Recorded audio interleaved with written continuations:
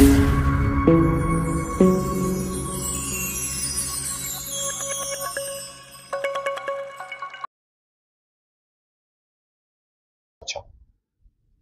वास्तव में अपराध खत्म करना है तो आपको वैदिक शिक्षा लागू करना पड़ेगा। सबसे पहले ये जो 16 संस्कार विधि है महर्षि दयानंद ने लिखा है, इसको प्राइमरी के सिलेबस में लागू करिए। प्राइमरी के सिलेबस में विदेशी किताब बंद करिए, विदेशी लेखकों को बंद करिए, विदेशियों के बारे में पढ़ाना बंद करिए, विदेशी नाम हटाइए, विदेशी निशान हटाइए, विदेशी परंपरा हटाइए, उसका भारतीकरण करिए। 16 संस्कार पढ़ाइए प्राइमरी के सिलेबस में, जिससे टीचर को भी पता होगा, बच्चों को भी पता होगा, माता पिता होमवर्क कराएंगे उनको भी पता होगा। 16 संस्कार को जन जन पहुंचाना जरूरी है, महर्षि दयानंद की इस पुस्तक को।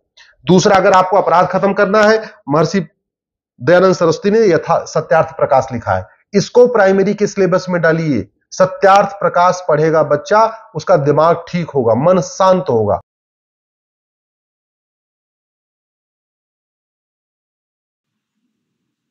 आप सभी को सादर प्रणाम। आइए अपनी कक्षा को आरंभ करते हैं।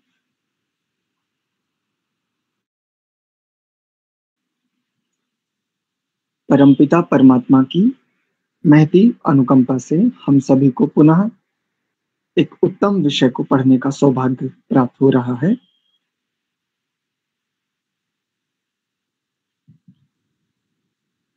मन, इंद्रियों आदि को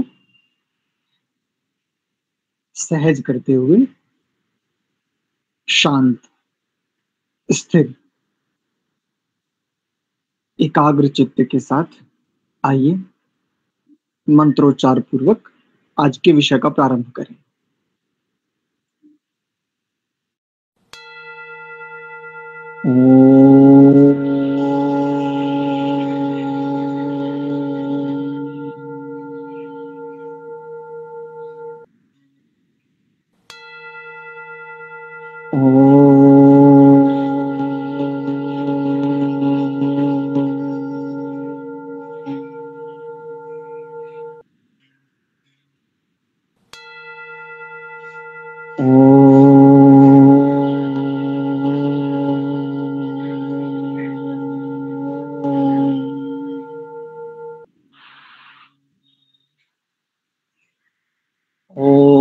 सहना भवतु सहनौ भुनक्तु सह वीर्यं करवावहै तेजस्विनावधीतमस्तु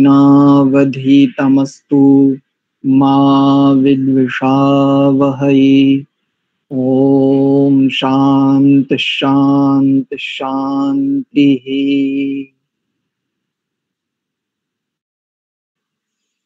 ओम। आप सभी का पुनश्च हार्दिक स्वागत एवं अभिनंदन।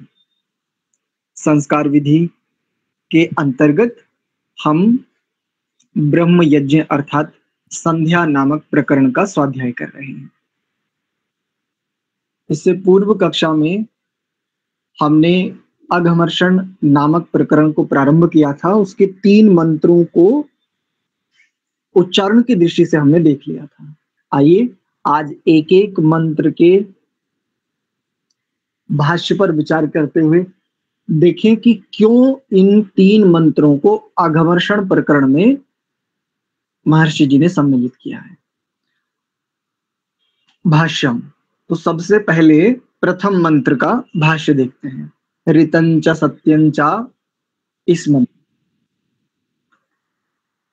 धाता दधाति सकलम जगत पोषयति वा स धातेश्वरः। दधाति सकलम जगत, जो समस्त जगत का, सकल जगत का धारण कर रहा है, इसलिए उस धारण करने वाले धातेश्वर को धाता कहा है। अथवा जगत सकलम जगत पोषयति सा धातेश्वरा, सकल जगत का पोषण करने के कारण भी उसको धाता कहा जाता है। जब मैंने परमात्मा को कहा धाता, जब अर्थ का चिंतन किया, आप सकल जगत के धारण करता हैं, आप सकल जगत के पोषक हैं, मैं उनकी सन्निधि में हूं, तब मैं क्या करूं, मैं भावना क्या बनाऊं, अर्थात मेरे लिए आचरण क्या होना चाहिए, मेरे लिए भीतरी सन्निधि क्या होनी चाहिए परमात्मा के उस सामीप्य में, मैं किसे जीऊं। तो मैं भी जितनी स्थितियों का धारण करने वाला हूं, कर रहा हूं, अथवा जिनको मैं धारण करना चाहता हूं, उनको पहले मुझे क्या करना पड़ेगा, मेरे सामर्थ्य के अनुसार जो सामर्थ्य मुझे प्राप्त है ईश्वर कृपा से, उसके अनुसार उन्हें पोषित करना पड़ेगा। सबसे पहले स्व को पोषित करना पड़ेगा। जिसने स्व को पोषित किया वही धाता हो सका है। पर को पोषित करने वाला धाता नहीं होता। अल्पज्ञ पुरुष की दृष्टि से ये कथन कह रहा हूं, क्योंकि परमात्मा का सब कुछ परार्थ है, उसका कुछ भी स्वार्थ नहीं है। परमात्मा का सब कुछ परार्थ, पर अर्थात दूसरों के निमित्त ही है, दूसरों के लिए ही है। किंतु मुझ अल्पज्ञ पुरुष का परार्थ नहीं होता सब कुछ। स्व अर्थ के स्व के लिए ही होता है, इसीलिए कहा जाता है स्वार्थ। तो जब मैं स्वयं का पोषण कर लूं, स्वयं का पोषण अनेकों प्रकार से पोषण किया जाता है, अनेकों प्रकार से, गलत, सही, उचित, अनुचित, सब प्रकार से। और हम ये दृष्टि रखते हैं, ये ऐसी दृष्टि रखने वालों को हम देखते हैं समाज में। हम भी कहीं ना कहीं उनसे होकर के गुजरे, हम भी कोई दूध के धुले नहीं है, कहीं ना कहीं हमने भी इस भाव को जिया है, चखा है इस स्वाद को, तो हम परिचित हैं इससे। क्या गलत, सही, उचित, अनुचित, न्याय, अन्याय, सब को एक तरफ हटा करके केवल पोषण चाहिए, केवल संग्रह करना है, केवल भविष्य को सुरक्षित करना है। वर्तमान को जी पावे या ना पावे, लेकिन भविष्य को सुरक्षित अवश्य करना है, उसके लिए चाहे कुछ भी करना पड़े। ऐसा ये पोषण नहीं है। स्व पोषण, यदि दैहिक स्तर पर भी पोषण देखें तो केवलाघो भवति केवलादि, इसे कहेंगे। यदि केवल स्व केंद्रित होकर के भी यदि मैं दैहिक पोषण भी, देह का पोषण भी करना चाहूं, तब भी अन्यों को कष्ट नहीं होना चाहिए, अन्यों की हानि नहीं होनी चाहिए। यदि मैं बिल्कुल एकदम सिमट गया हूं, केवल अपने पर केंद्रित हो गया हूं, अपने देह पोषण में ही बस लगा हुआ, अपने बिल्कुल समीपस्थ जिसको मैं अपना परिवार मान रहा हूं, इतनी संकुचित यदि मेरी दृष्टि हो गई है, तो भी क्या करना है, केवलाघो भवति केवलादि। अकेला खाने वाला पापी कहलाता है, लेकिन तब भी क्या करूं, तब भी मैं पापी नहीं हो जाऊंगा यदि मैं अन्यों की हानि नहीं करता हूं, तब भी कोई समस्या नहीं। तो जो मैं कह रहा हूं आप सकल जगत के धारण करता है। परमात्मा की कृपा से मुझे जो जगत प्राप्त है, अंतर जगत और बाह्य जगत, प्रत्येक अल्पज्ञ पुरुष को प्राप्त है।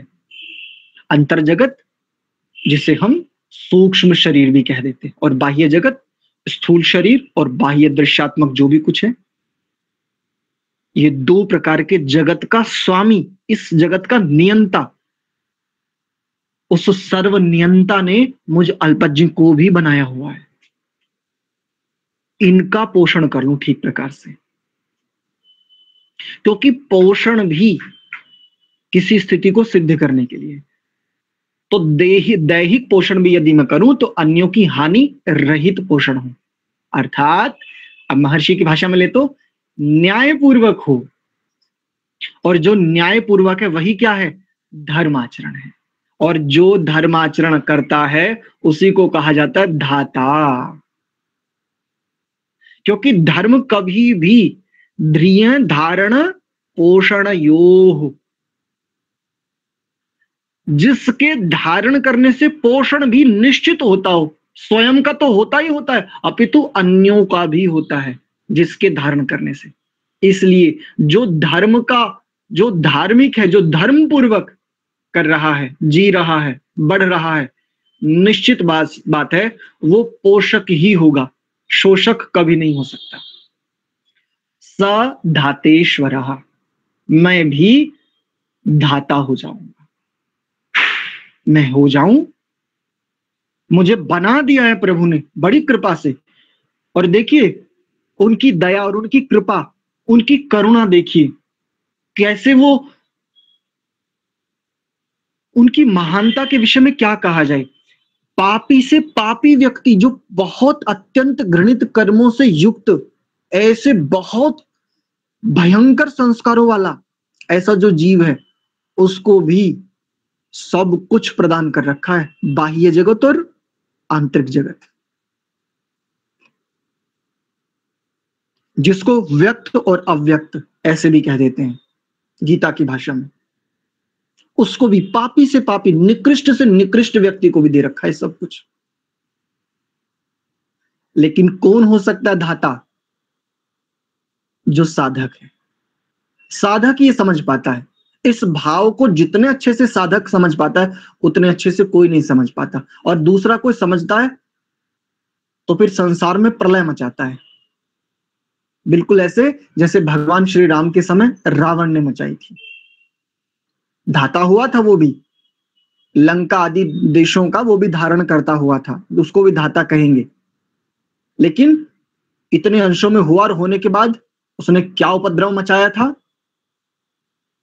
वो हम सब उससे मोटे तौर पर तो परिचित हैं ही कम से कम। तो मैं धाता होना चाहता हूं, बस मेरे धाता होने के लिए ये आवश्यक एक शर्त है, पोषण करता हो जाऊं, मैं पोषक हो जाऊं सबसे पहले स्वयं का।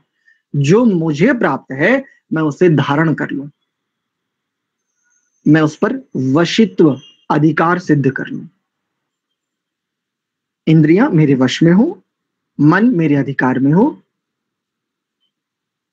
बुद्धि का मैं नियंत्रण करता हूं, बुद्धि मुझे नियंत्रित ना करे, तब मैं हो जाता हूं धाता, तब मैं हो जाता हूं पोषक।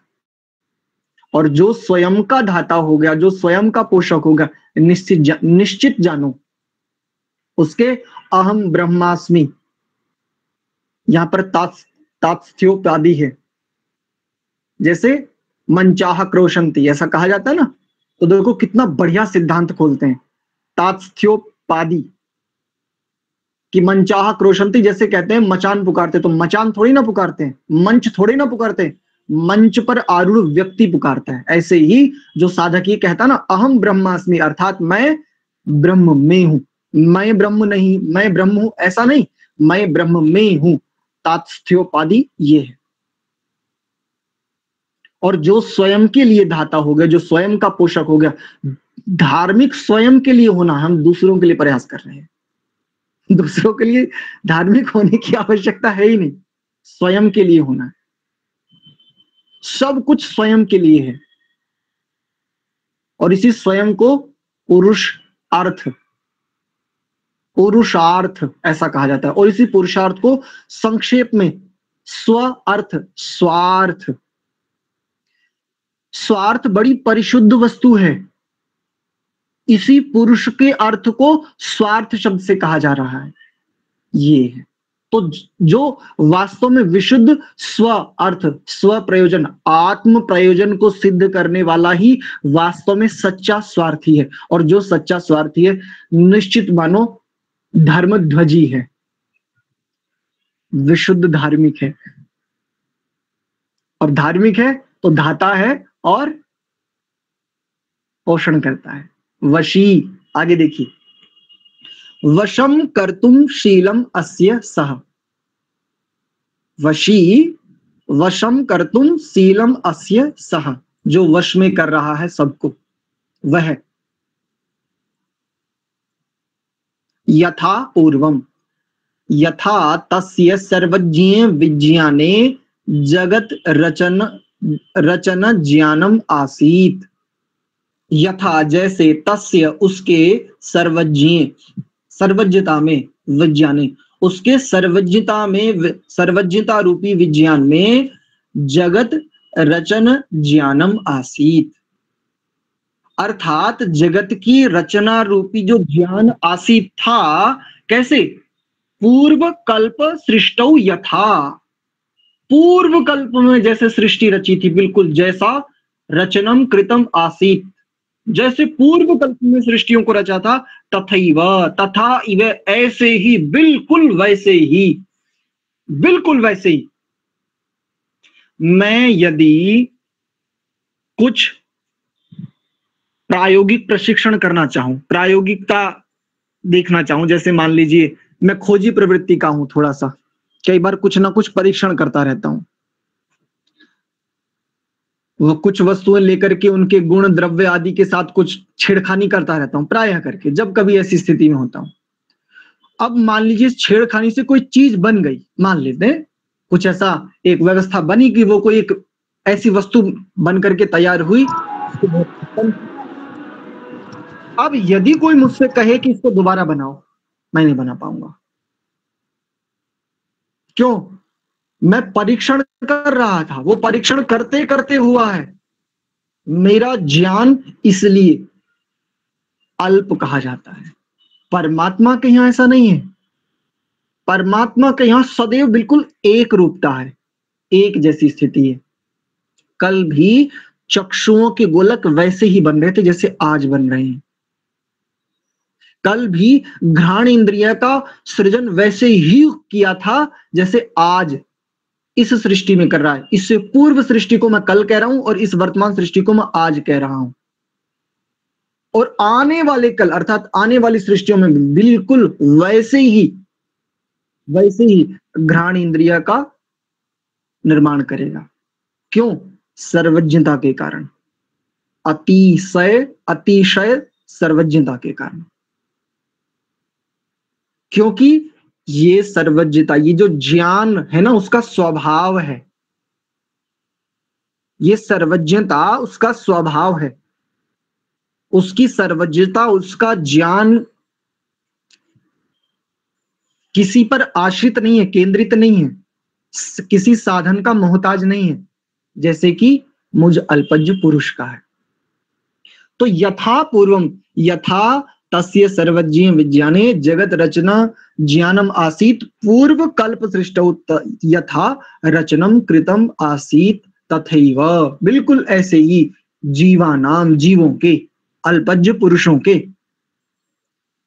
पुण्य पापानुसारतः, पुण्य और पापों के अनुसार, प्राणी देहान अकल्पयत, प्राणियों के देहों को अकल्पयत रचा है, बनाया है, बिल्कुल ऐसे ही बनाया है जैसे कि जीवों के पुण्य और पाप थे। जिसके जैसे पुण्य थे उसके आधार पर, जिसके जैसे पाप थे ऐसे उसके आधार पर, और जिसके जितने कौन से कर्म थे, पाप और पुण्य से अलग भी एक कर्म होता है,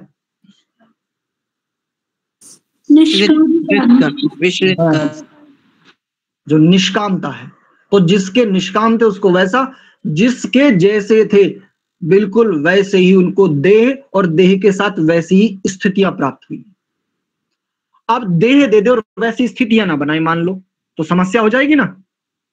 अगर देह बना दे जैसे जिसके कर्म है, और उस देह को भी जैसी स्थिति मिलनी चाहिए वैसी स्थिति ना बनाए, जैसे कुत्ता नामक देह बनाए, एक कुत्ते को रोटी तक नहीं है, वो उसकी पेट भी बिल्कुल ऐसे सिकड़ा हुआ है कि पता नहीं कल मर जाए और अब मरा और जब मरा, एक ऐसी स्थिति वाला। और एक BMW में घूमता है, एक को उसकी मालकिन उसको अपने मतलब एक को उसे खिलाती है और उसी झूठे कुत्ते के झूठे हाथों से, उसी झूठे हाथ से खुद खा रही है, फिर अपने खा करके फिर उसको खिला रही है। एक ये स्थिति है। देखो तो ये भी कुत्ता है, और जो बाहर वो बस भूखा मरने को है वो भी कुत्ता है। तो दे दे लेकिन स्थिति के लिए व्यवस्था ना बनाए। ये है यथा पूर्वम अकल्पयत, प्राणी देहान अकल्पयत, पुण्य पापानुसारतः, पुण्य पाप आदि के अनुसार। अब कहीं भाई पुण्य था इसलिए मनुष्य देह मिला, एक व्यवस्था चलती है कि जी अधिक जब पुण्य होते हैं तो मनुष्य देह मिलता है, चलो मान लेते हैं। कितने लोग हैं मनुष्य देहधारी? सबको तो वेद समझ में नहीं आता। अच्छा, कितने लोग, कितनी मुश्किल से मुझे लग रहा 20-22 लोग होंगे कक्षा में। क्या संस्कार विधि के विषय में केवल 20-22 लोगों को ही परिचय है? बाकी सब जितने लोग जिनको भी संस्कार विधि के विषय में परिचय, क्या वो सब बिल्कुल संस्कार विधि को घोट करके पी गए हैं? लेकिन अनुकूलता प्रतिकूलता भी हो सकती है। इस समय हो सकता है अन्यों के प्रति अनुकूलता ना हो, प्रतिकूलता उनके लिए, ये समय अनुकूल ना पड़ रहा हो, ऐसा भी हो सकता है। और उनको नहीं लग रहा है कि हमें अभी पढ़ना चाहिए, उनकी अभी स्थिति ऐसी नहीं है, ऐसा भी हो सकता है। कोई और भी कारण हो सकता है, अन्य भी कोई भाव हो सकता है, जिस भाव के कारण वो चाहते हुए, भीतर से चाहते हैं, बार बार आता है कि नहीं जानना चाहिए, अच्छा विषय प्रारंभ हो रहा है, लेकिन कई बार किसी अन्य भाव के कारण वो नहीं जोड़ पाते। कोई बात नहीं। सूर्या चंद्रमसौ यौ प्रत्यक्ष विषयौ सूर्य चंद्र लोकौ। जो यौ शब्द किसके लिए? यह यौ द्विवचन, सूर्य चंद्र, तो सूर्या चंद्रमसौ, असौ पद है ना, तो सूर्य और चंद्र दोनों के लिए, तो द्विवचन का प्रयोग है। प्रत्यक्ष विषयौ सूर्य चंद्र लोकौ। इसका अर्थ एक बार महर्षि जी से देख लेते हैं, इन्होंने इसका अर्थ क्या किया है। यहां पर सूर्या चंद्रमसौ, देखो यहां से देखिए, जैसे पूर्व कल्प में सूर्य चंद्र लोक रचे थे, वैसे ही इस कल्प में भी रचे हैं, ये इसका अर्थ कर रहे हैं। अब हम वापस अपने उस पर आ जाते हैं। यौ प्रत्यक्ष विषयौ सूर्य चंद्र लोकौ। पूर्वम अकल्पयत, यहां पर भी अनुवृत्ति आ जाएगी, तब समझ में आएगा। तो जो वर्तमान में प्रत्यक्ष हैं, जो विषय सूर्य चंद्र आदि लोक, यथा पूर्वम अकल्पयत, वहां की अनुवृत्ति आ गई। तो यथा, जैसे पूर्व में रचे थे वैसे ही आज भी रचे हैं। दिवम सर्वोत्तमम स्वप्रकाशम अग्न्याख्यम, सर्वोत्तमम स्वप्रकाशम अग्न्याख्यम, अग्न्याख्यम ऐसा उच्चारण करेंगे। दिवम शब्द का अर्थ कर रहे हैं, देखो ये, इसको भी यहां पर देख लेते हैं इसके साथ साथ। दिवम शब्द का अर्थ क्या कर रहे हैं महर्षि जी? जैसा पूर्व सृष्टि में सूर्य आदि लोकों का प्रकाश रचा था, वैसा ही इस कल्प में भी रचा है। ये पंक्ति देखिए यहां से, बिल्कुल वैसा ही रचा है जैसा पूर्व कल्प में रचा था। अर्थात जैसी वर्तमान में क्रिया घटित, प्रति सेकंड में लाखों की संख्या में हाइड्रोजन विस्फोट वहां पर हो रहे हैं, एक सामान्य वैज्ञानिक एक कथन है वर्तमान का। तो जैसे अब घटित हो रहे हैं वैसे ही पहले भी घटित हो रहे थे। क्यों? क्योंकि परमात्मा में सर्वज्ञता का अतिशय बीज है। अतिशय मतलब एक, उसके लिए एक दूसरा शब्द कहें तो जिसके पार नहीं जाया जा सकता, कोई भी नहीं जा सकता, कैसे भी नहीं जा सकता। महर्षि जागीशव्य को कई सर्गों का ज्ञान था, एक ही जीवन में समाधि में कई सर्गों का उन्होंने प्रत्यक्ष कर लिया था। कई सर्ग, लगभग 10 सर्गों का। ऐसी स्थिति वाला ऋषि भी बिल्कुल सब कुछ नहीं जान सकता। पृथ्वीम प्रत्यक्ष विषयाम, बिल्कुल पृथ्वी वैसे ही। अंतरिक्षम अर्थात द्वयोः लोकयोः मध्यम आकाशम तत्र स्थान लोकांश्च। अर्थ वहीं से देखते चलते हैं। पृथ्वी का देखो क्या अर्थ कर रहे हैं? जैसी प्रत्यक्ष दिखती है, वर्तमान में जैसी दिखती है। अंतरिक्षम, जैसा पृथ्वी और सूर्य लोक के बीच में पोलापन है। अंतरिक्ष किसे कहते हैं? पृथ्वी और सूर्य के बीच का जो पोलापन अर्थात रिक्त स्थान है। उसे अंतरिक्ष कहते हैं। पृथ्वी जैसी प्रत्यक्ष वर्तमान में दिखती है वैसे ही यथापूर्वम अकल्पयत, वैसे ही रची है। अंतरिक्षम जैसा ही वर्तमान में वैसा ही पहले भी रचा था। ऐसा नहीं है कि वर्तमान में सूर्य की पृथ्वी से दूरी यदि कितने करोड़ किलोमीटर है, 14,000 करोड़ किलोमीटर है, तो ऐसा नहीं है कि पिछली बार 13,898 करोड़ किलोमीटर था। क्योंकि नियम, विज्ञान के नियम कभी नहीं बदलते, कभी भी नहीं बदल सकते। जो बदल जाए वो नियम ही नहीं होता, ये भी और पकड़ लीजिए। जो बदला जाता है वो नियम नहीं होता, जो अपरिवर्तनीय है वही नियम हो सकता है। अंतरिक्षम, ये देख लिया, स्वः जितने आकाश के बीच में लोक हैं उनको अकल्पित ईश्वर ने रचा है। यहां पर देखिए इसको कैसे खोल रहे हैं। अंतरिक्षम को क्या कहा, अर्थात द्वयोः लोकयोः मध्यम आकाशम। द्वयोः लोकयोः, अब द्वयोः लोकयोः हम इसको कैसे करें, तो वहां पर देखो उन्होंने स्पष्ट किया, सूर्य और पृथ्वी के बीच, सूर्यलोक और पृथ्वी, इनका जो बीच का जो स्थान है, जिसको पोलापन ऐसा कह रहे हैं, एक शब्द से कहा, उसे क्या कह रहे हैं, आकाश। जैसा पहले था वैसा ही आज भी है। स्व मध्यस्थम लोकम, स्व का यहां पर कि देखो क्या किया है, मध्यस्थम लोकम, और वहां पर क्या अर्थ किया है, जितने आकाश के बीच में लोक हैं। अब आकाश के बीच में जितने भी लोक हैं उन सबको अकल्पयत ईश्वर ने रचा है। यथा पूर्वम रचितवान, ये यहां से देखिए, यथा पूर्वम रचितवान। ईश्वर ज्ञानस्य अपरिणामित्वात् पूर्णत्वात् अनंतत्वात् सर्वदैकरसत्वाच्च नैव तस्य वृद्धि क्षय व्यभिचाराश्च कदाचित् भवन्ति।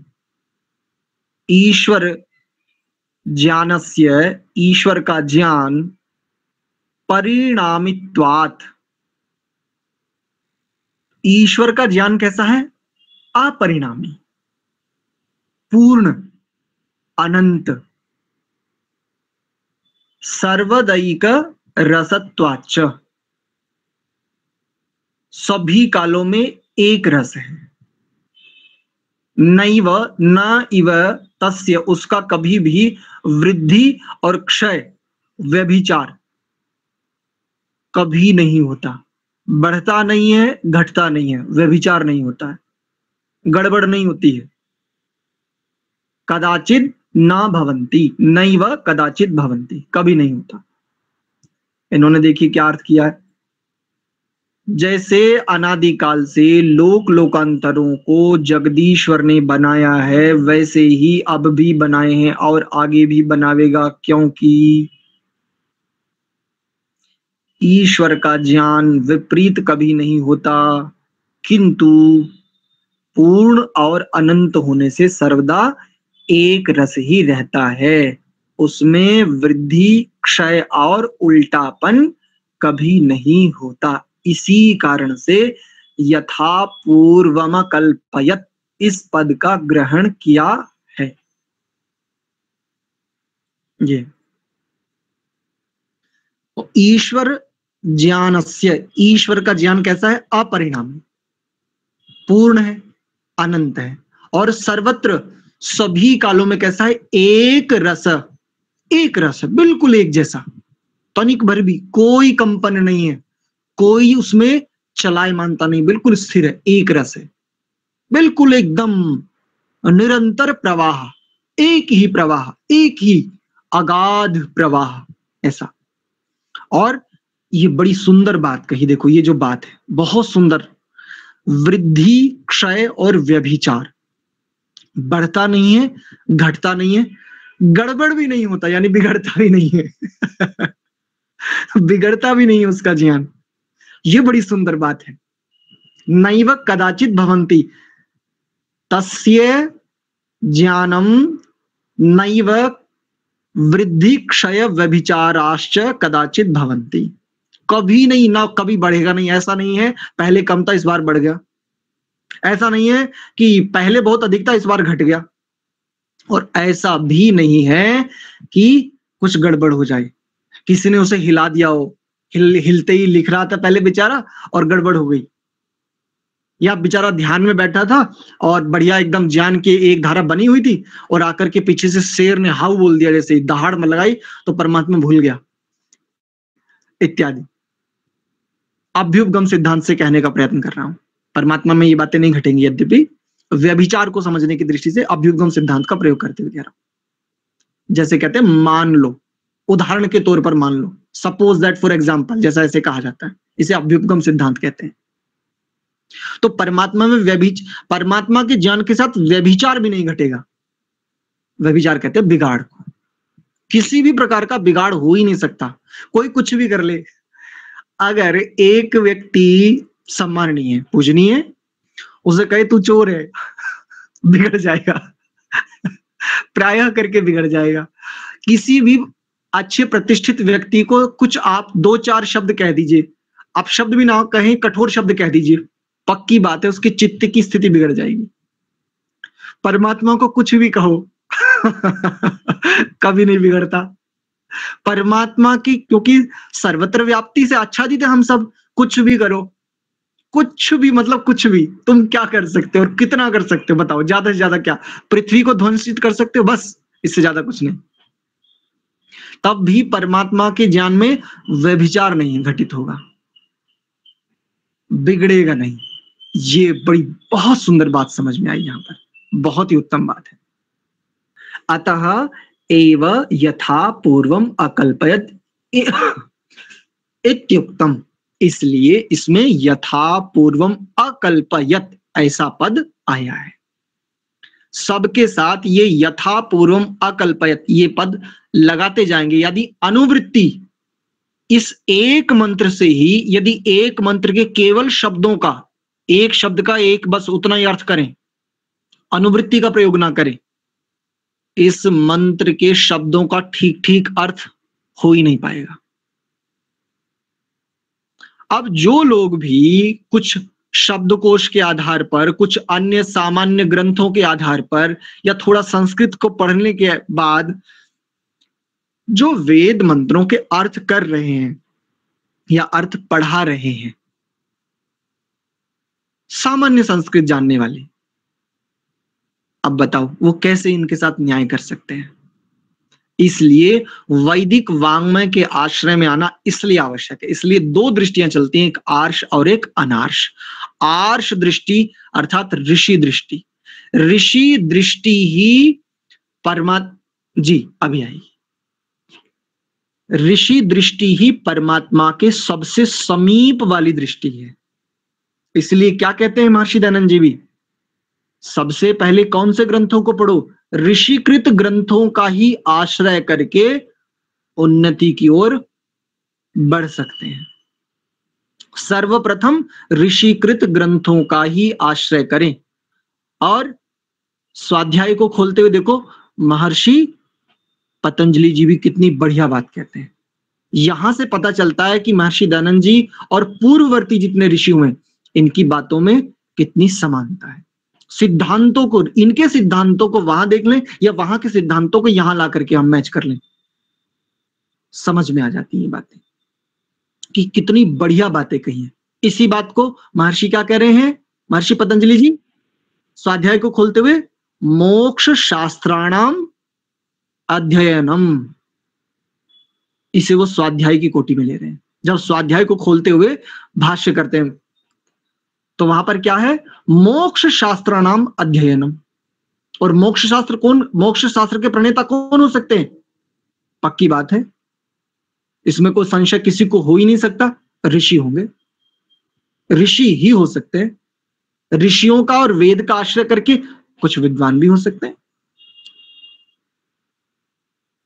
ये तो वही बात महर्षि पतंजलि जी ने कही, उसी बात पर भाष्य व्यास भाष्य में मिला, और वही बात महर्षि जी ने कही कि सर्वप्रथम ऋषियों के ग्रंथों का आश्रय करके जो अपनी उन्नति चाहे सो ऐसा करे, अन्यथा बहुत सारी उलझनें तो सर्वत्र विद्यमान हैं ही, इसलिए उन्हें यह कहना पड़ा। तो ये आज का प्रथम मंत्र था जिसका हमने थोड़ा सा अर्थ देखने का प्रयास किया। अब इस पूरे मंत्र से हमने आचरण क्या करना है उसके कुछ शब्दों से हमने देख लिया था, पूरा एक व्यापक अर्थ देख लेते हैं, पूरा का पूरा एक व्यापक, कि इस मंत्र से हमने आचरण के रूप में क्या लेना है। चलिए तो एक बात साझा कर लेते तब तक, ये जो हमने मंत्र देखा है ना, अभी जो हमने भाष्य देखा है, आपको पता है कौन से मंत्र का भाष्य देखा है हमने? तीसरा। हाँ बिल्कुल ठीक बात, ये हमने सूर्या चंद्रमसौ धाता यथा पूर्वम कल्पयत, इस मंत्र का भाष्य देखा है।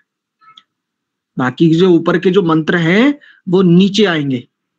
इसमें जो क्रम पंच महायज्ञ विधि में है, ये किसी से भी त्रुटि हो सकती है, या तो जिन्होंने छापा है उनसे त्रुटि हुई है, उन्होंने क्रम बिगाड़ा है, या तो कुछ ना कुछ तो गड़बड़ हुई है। लेकिन मैं वैसे ही बस स्वाध्याय के रूप में वैसे ही ले रहा हूं जैसे कि पंच महायज्ञ विधि नामक पुस्तक में मिलता है, बिल्कुल वैसे ही ले रहा हूं, मैंने इसका क्रम नहीं बिगाड़ा अपनी ओर से। ठीक है, ये स्पष्टीकरण इसलिए दे रहा हूं कि आज हमने तीसरे मंत्र का भाष्य देखा है। तो इस मंत्र का जो हमने भाष्य देखा, इससे हमें एक बात समझ में आई कि परमात्मा का जो ज्ञान है उसमें अतिशय सर्वज्ञता है, अर्थात उसका ज्ञान अपरंपार है, असीमित है, अनंत ज्ञान है, ऐसा है। और इस अपरंपार अनंत ज्ञान के आधार पर वह परमात्मा जीवों को देह प्रदान करता है और लोगों को बनाता है, रचता है, सृष्टि को रचता है, ऐसा कह लेते हैं। ये मुख्य इस मंत्र का विषय है। अब इस विषय से अघमर्षण, अघमर्षण, पाप की निवृत्ति कैसे हो। मैंने मंत्र देख लिया, मंत्र के शब्दों का अर्थ देख लिया, चिंतन कर लिया, अब मुझे भावना बनानी है, वो क्या करूं? यदि आप में से किसी को स्पष्ट है तो उत्तर दीजिए।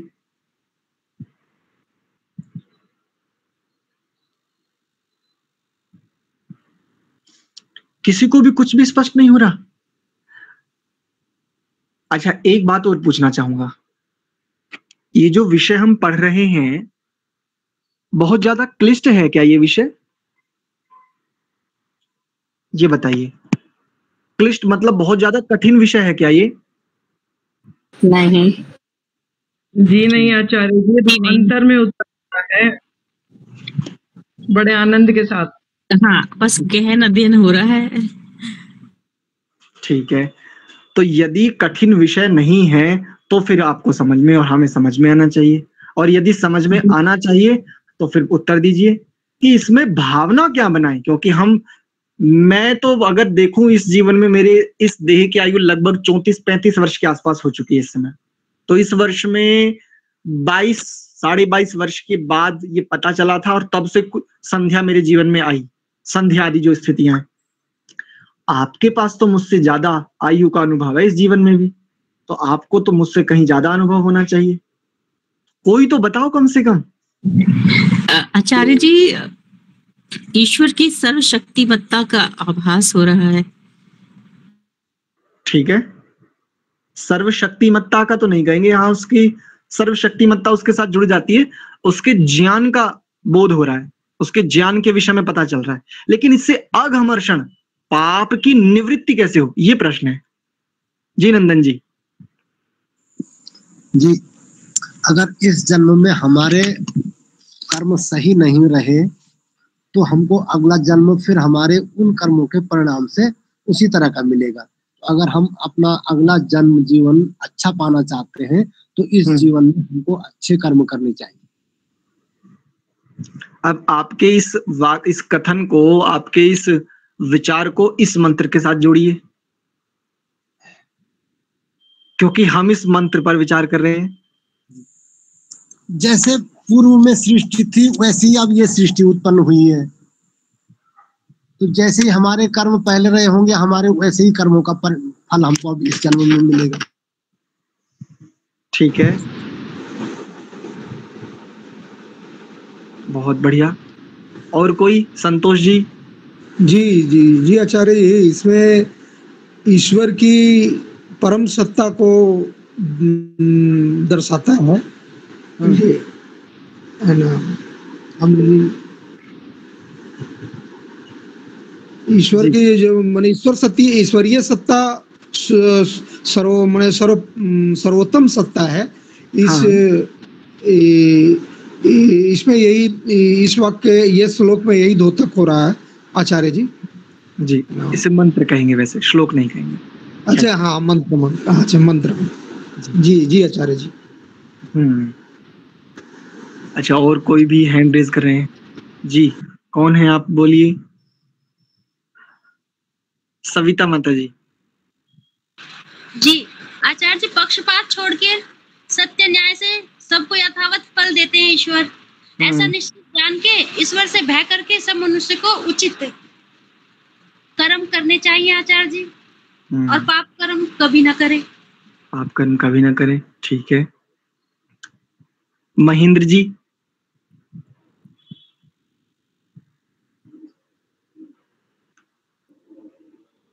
रामपाल जी।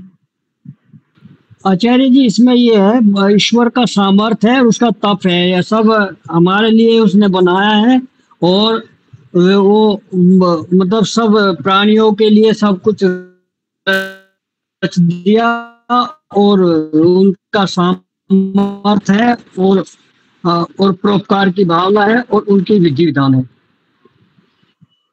जी देखो आचार्य जी। हाँ जी।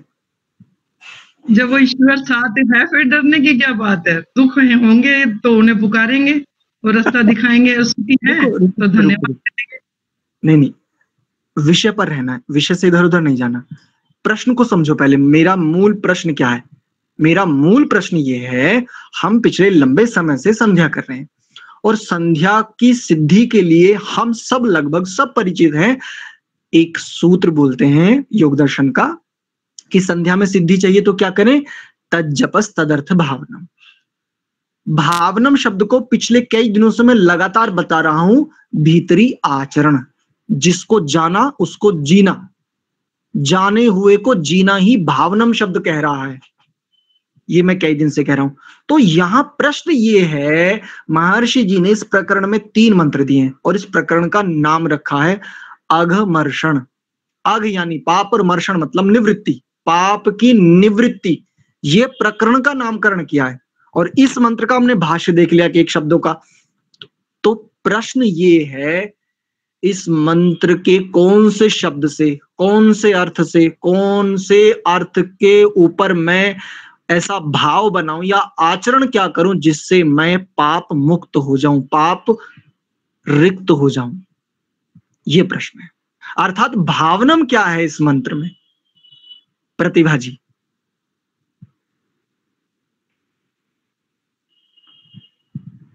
प्रतिभा जी।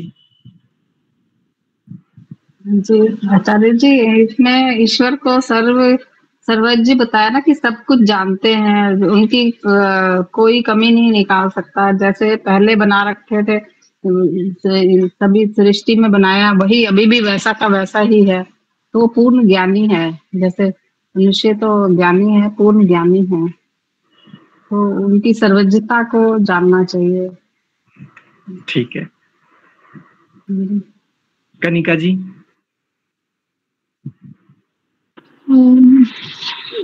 मुझे जितना समझ आया कि ईश्वर न्यायकारी है, और सभी के साथ वो न्यायप्रिय है, न्याय करता है सभी के साथ। और दूसरा ये कि हर चीज को वो नियम में रखता है, और पूरे विधि विधान से ही करता है कर्म। तो हमें भी जो भी करता है वो पूरे नियम में रहकर करता है। सूरज अपने समय पर उदय होता है, जैसे पहले सृष्टि थी बिल्कुल उसी तरह से ही अभी भी सृष्टि है, और हमें भी अनुशासन में रह कर के ही कर्म करने चाहिए और पाप कर्म में लिप्त ना हो।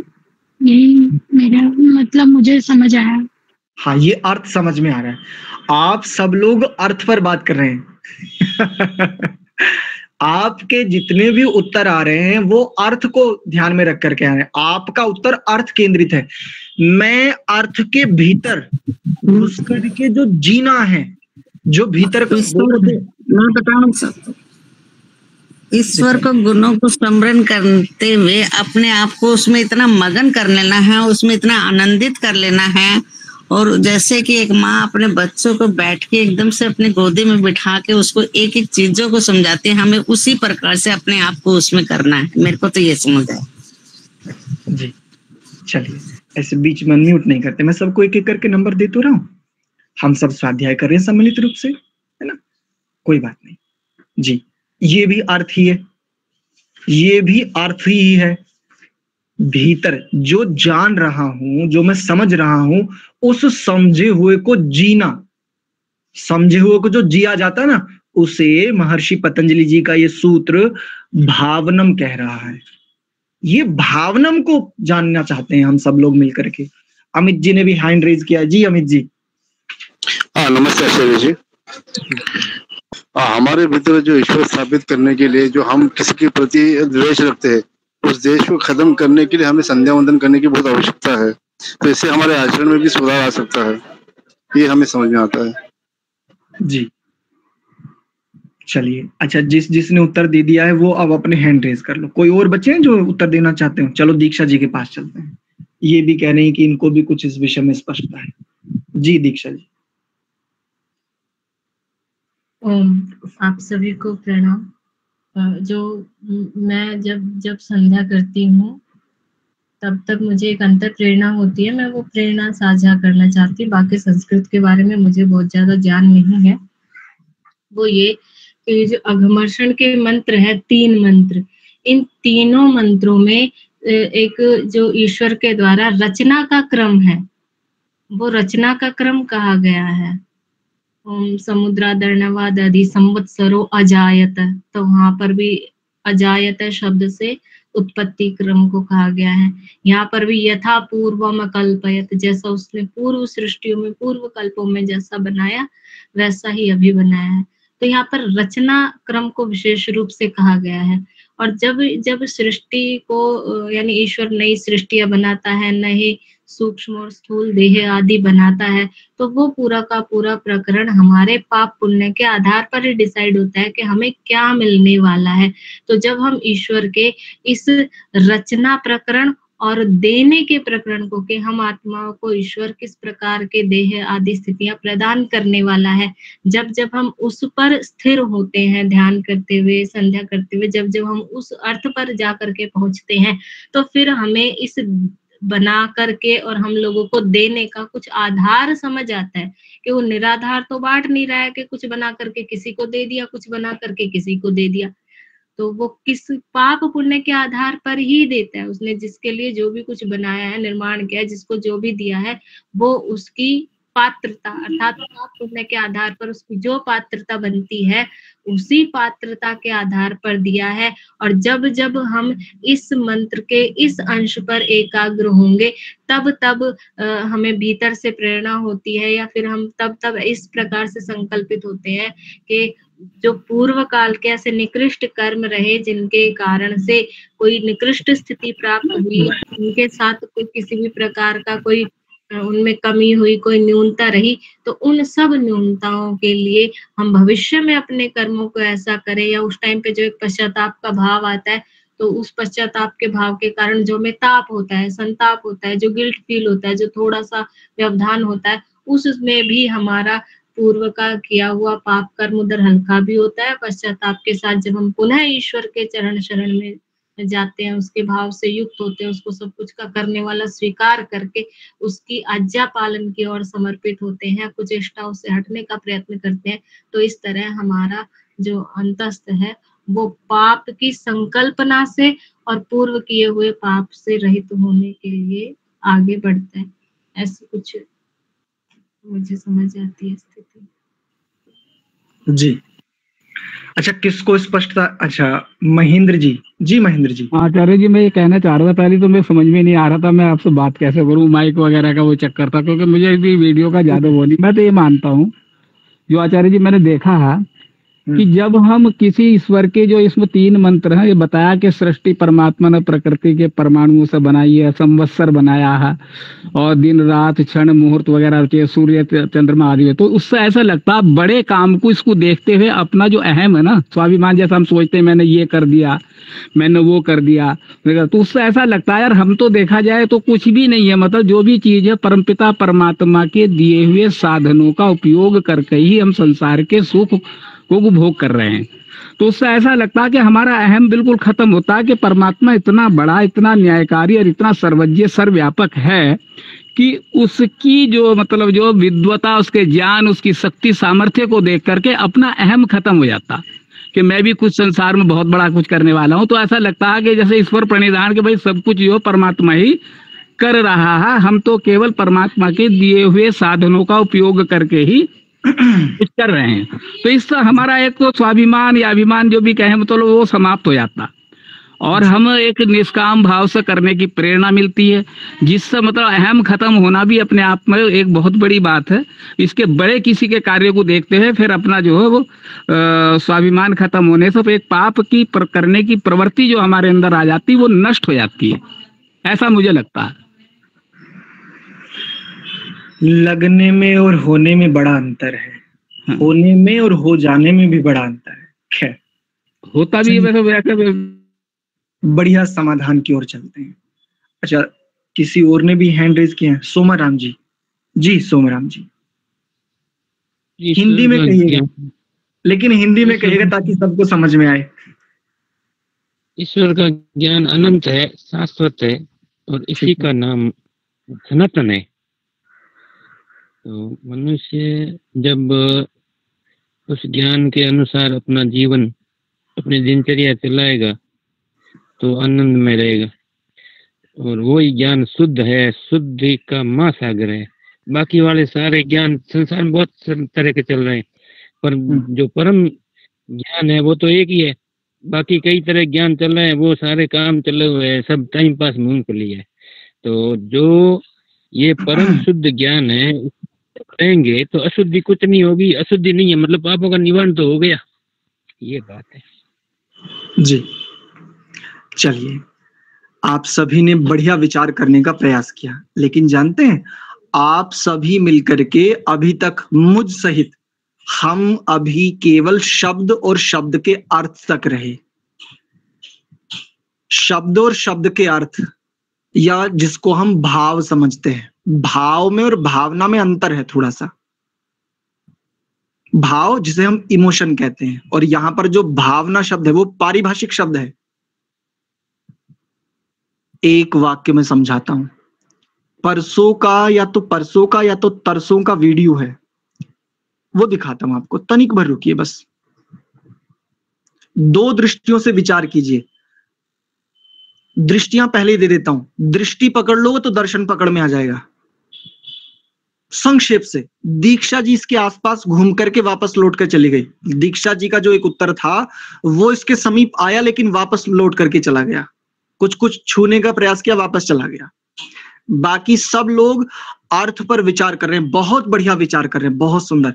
लेकिन मुझे जो जान रहा हूं जीना क्या है, मेरा प्रश्न ये है, मेरी जिज्ञासा ये है, मेरा जो प्रश्न है, मेरी जो जिज्ञासा है वो ये है कि जो मैं जान रहा हूं मुझे जीना क्या है, ये मूल प्रश्न था। जो नीचे रहस्य के नीचे लिखा, इसे कोई पढ़ करके सुनाए आप में से, कोई भी पढ़ दीजिए। आचार्य जी मैं पढ़ूं? संसार, परिवार और स्वयं के लिए अलग अलग नियम आचरण वाला साधक हो सकता है क्या?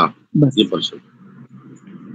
यथा पूर्वम अकल्पयत, यथा पिंडे तथा ब्रह्मांडे। एक तो ये दृष्टि पकड़ लीजिए, एक जो सूर्य चंद्र नक्षत्र, क्षण, मुहूर्त, प्रहर, समुद्र, जो कुछ बाहर घटित हो रहा है वही भीतर भी घटित होता है। वैसे ही उसे देह मिलते हैं, वैसी ही उसको सुषुम्नादि नाड़ियां उस प्रकार की शोधित मिलती हैं, वैसी की वैसी ही स्थितियां मिलती हैं जैसा कि जो जैसा कर्म करता है।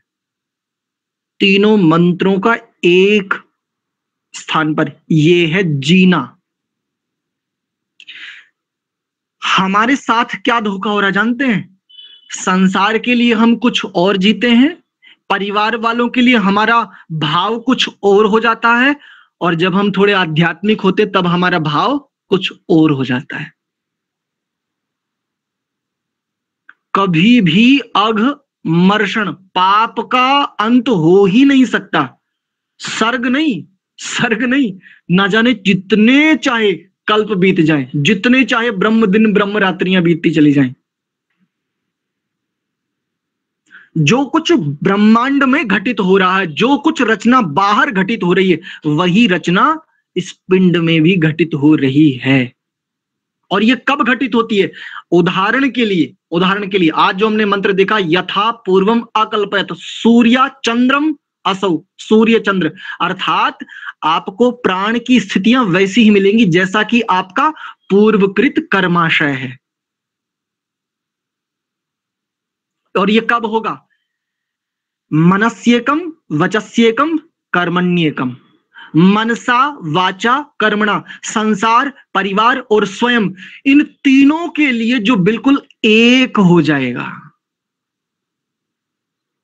जो तीनों स्थिति के लिए बिल्कुल एक हो जाएगा, तब होगा अघमर्षण।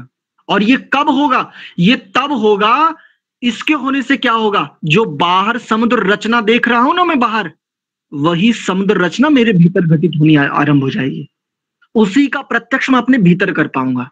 जो प्रहर, मुहूर्त, क्षण, संवत्सर, ये जितना भी कुछ बाहर देख रहा हूं, उसे मैं अपने भीतर घटित होते हुए देख पाऊंगा। कब? जैसे कि बिल्कुल, अब इसमें आ जाइए, बिल्कुल जोंक आते हो, मैं अपनी ओर से कुछ नहीं कहने का प्रयास कर रहा हूं। देखो यहां पर शब्द था यथा पूर्वम, ये था ना शब्द, यहां पर यथा पूर्वम का अर्थ था ये, और यहां पर किया था पूर्व कल्प सृष्टौ यथा रचनम कृतम आसीत् तथैव जीवानाम पाप पुण्यानुसारतः प्राणी देहान अकल्पयत। बस गंभीरता में जाने की बात है। तीनों मंत्रों का एक पंक्ति में अर्थ पकड़ में आ जाता है। जो बाहर हम देख रहे हैं ना, और बाहर की घटनाओं के साथ, रचनाओं के साथ जो भाव जोड़ रहे हैं, वैसा ही प्रयत्न कर लें तो भीतर देख पाएंगे ये सब कुछ घटित होते हुए। समाधि वो बल है, वो सामर्थ्य है। और ये कब हो सकता है? व्यक्ति धार्मिक होना चाहे तो क्या शर्त है? व्यक्ति यदि साधक होना चाहे तो क्या शर्त है? भक्त होना चाहे, उपासक होना चाहे तो क्या शर्त है? ब्रह्म याज्ञिक होना चाहे तो क्या शर्त है? तो सबसे पहली शर्त है मनसा वाचा और कर्मणा एक हो जाए। संसार के लिए भी, परिवार के लिए भी और स्वयं के लिए भी जो एक हो गया, पक्की बात है, बिल्कुल पक्की बात है। अनंतर एक के बाद एक, एक के बाद एक, एक के बाद एक, उसको उत्तम उत्तम और उत्तम सर्वोत्तम स्थितियां प्राप्त होती चली जाएंगी। ऋतं च सत्यं च अभिधात तपसः अधि अजायता। ऋत से और सत्य से, इससे अधि अजायता, तपसः तप पूर्वक बनाता है। जब ऋत में, जब मेरा सत्य ऋत हो जाएगा, अर्थात अपरिवर्तनीय हो जाएगा, जब मेरे यानी स्वकेंद्रित और परकेंद्रित, जब मैं ऋत हो जाऊंगा, तब ये स्थिति हो जाएगी कि मैं अघमर्षण, स्वयं के पाप से निवृत्त होने लगूंगा। जीवानाम पाप पुण्य जीवानाम पुण्य पापानुसारतः, बड़ी सुंदर बात है, बस इसको मैंने डिकोड कर दिया है। इसी इतने से जीवानाम पाप पुण्य पापानुसारतः प्राणी देहान अकल्पयत, इतनी सी पंक्ति को मैंने डिकोड किया बस, और कुछ भी नहीं किया। इतनी सी पंक्ति से इन पूरे के पूरे प्रकरण का भी समझ में आ गया और तीनों मंत्रों का भी। आशा करता हूं स्पष्ट हुआ होगा। तो देखो जी, ये मुझे समझ में आता है। मैं ये नहीं कह रहा हूं कि बस मैंने सब कुछ कह दिया, जो मुझे समझ में आया वो मैंने आपके साथ साझा किया। ठीक है जी। इसलिए इसे अघमर्षण कहा है, क्योंकि मुझे वही प्राप्त हो रहा है जो मैंने यथापूर्वम जैसा पहले कर रखा है। और यहीं से एक सिद्धांत निकला, अवश्यमेव भोक्तव्यम तम कर्म शुभाशुभम। जो चाहिए वो निश्चित मिलेगा, लेकिन कैसे? यथापूर्वम, बिल्कुल वैसे ही। सारी सृष्टि केवल ऐसा थोड़ी ना है कि बस जो सृष्टि बना दी वही सृष्टि है। प्रत्येक जीव के लिए जो उसको जो देह मिल रहा है, प्रत्येक जीव के लिए तो नवीन सृष्टि है।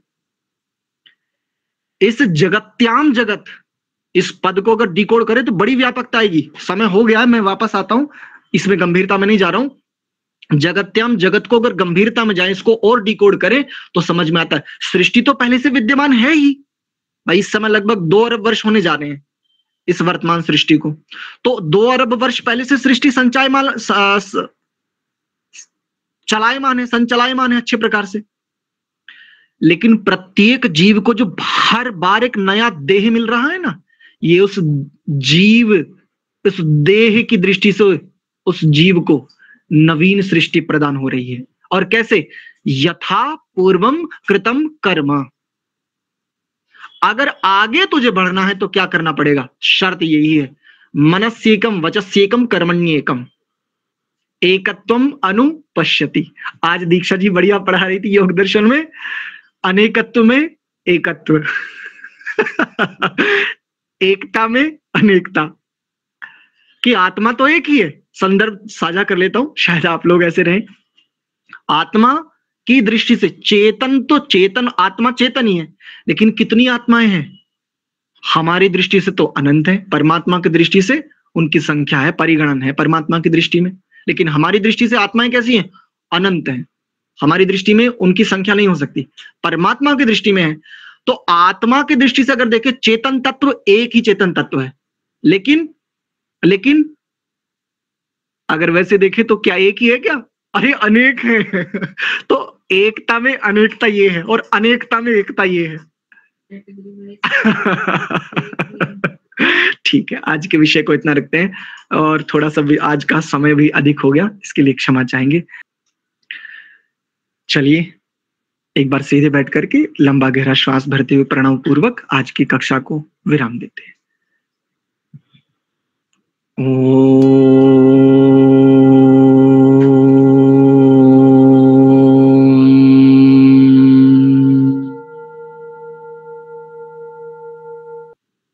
शांत शांत शांति।